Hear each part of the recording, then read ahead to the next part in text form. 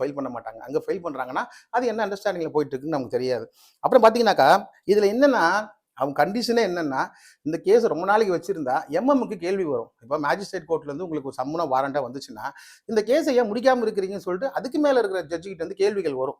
இப்போ உதாரணத்துக்கு ஒரு கேஸ் வந்து பார்த்தீங்கன்னா, 6,00,000 கேஸ் ஃபைல் பண்ணி கிரிமினல் கேஸ் ஃபைல் பண்ணியிருக்கிறீங்க. எத்தனை கேஸை முடிக்கிறீங்கன்னு சொல்லிட்டு ஒரு சீனியர் ஜட்ஜ் ஏதாவது ஒரு கொஸ்டின் பண்ணாங்கன்னா, அந்த எம்எம்எல்ல பதில் சொல்லணும். அதுக்காக என்ன பண்ணுவாங்கன்னா, ரெப்ரசன்ட் பண்ணாலும் பண்ணனாலும் அது டிஸ்போஸ் ஆகி நிறைய கேஸ் பார்த்தீங்கன்னா டிஸ்போஸ்னு வந்துரும். அன்கண்டஸ்டட் டிஸ்போஸ்னு வந்துரும். இல்ல அலோகேட்டட் டு அதர் கோர்ட்னு வந்துரும். எந்த ஒரு கல்கத்தா கேஸ்லயும், ஜெய்ப்பூர் கேஸ்லயும், டெல்லி கேஸ்லயும் அரெஸ்ட் பண்ணி அதுவும் ஆம், பர்சனல் லோனுக்காக அரெஸ்ட் பண்ணி உள்ள போட்டாங்கன்றது வந்து எந்த ஒரு பேப்பர்லையும் பார்த்துருக்க மாட்டீங்க. பட் பார்த்தீங்கன்னாக்கா இதில் 1 இயர் பார்த்தீங்கன்னா, ஆனால் ஒன்னே ஒன்று மட்டும் தான் முக்கியம். இதில் ரெப்ரசன்டேஷன், ஒரு அட்வொகேட்டுக்கு ரெப்ரசன்ட் பண்ணணும். இல்லைன்னா நீங்கள் வந்து கோர்ட்டை வந்து அலட்சியப்படுத்துற மாதிரி ஆயிரும். இந்த பர்சனல் லோன் வாங்கினவங்க, பிசினஸ் லோன் வாங்கினவங்க, அதை மட்டும் ஒரு அட்வொகேட்டை வச்சு நீங்க ரெப்ரசென்ட் பண்றது வந்து மஸ்ட். அதை நான் சொல்லிடுறேன். ஸோ கிரிமினல் கேஸ் பொறுத்த வரைக்கும் அதிக டேஞ்சர் கிடையாது. அதனால இந்த லோன் வாங்கினவங்க கிரிமினல் சம்மன் வந்தாலோ இல்லை வாரண்ட் வந்தாலோ அதை பற்றி மேக்ஸிமம் நீங்கள் கவலை பண்ண அவசியம் இல்லை. நெக்ஸ்ட் படம் பார்த்தீங்கன்னா சிவில் கேஸ் தான் டேஞ்சர். இப்போதைக்கு நான் போட்டிருக்க தலைப்புல என்ன போட்டிருக்கேன்னா, இல்லீகல் ஆர்பிட்ரேஷன் போட்டிருக்கேன்.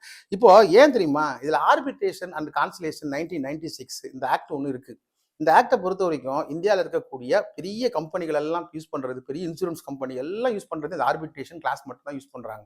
ஏன்னா அதுல வந்து ஆரம்பத்திலே நீங்க அக்ரிமெண்ட்டுக்கு வந்து இது பண்ணிடுறீங்க, சைன் பண்ணிடுறீங்க டிஜிட்டல் டாக்குமெண்ட். ஸோ இந்த ஆர்பிட்ரேஷன்றது இப்போ ஏன் டேஞ்சரா போயிட்டு இருக்கு, இந்த ஒரு பதிவு எதுக்காக அப்படின்னு பார்த்தோம்னா, இப்போ சட்டம் ஒன்று தான். ஆர்பிட்ரேஷன் பொறுத்த வரைக்கும் இந்தியா முழுக்க பார்த்தீங்கன்னா 1996 ஆக்ட் அமெண்ட்மெண்ட் அப் டு 2022 வரைக்கும் அதில் அமெண்ட்மெண்ட் சட்ட திருத்தம் பண்ணியிருக்காங்க.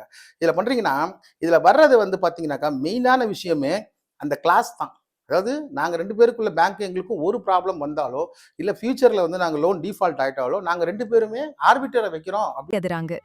இது முழு வீடியோ அல்ல. கம்ப்ளீட் வீடியோ பார்க்க வழக்கறிஞர் சரவணன் பதில்கள் சேனலை சப்ஸ்கிரைப் செய்யவும்.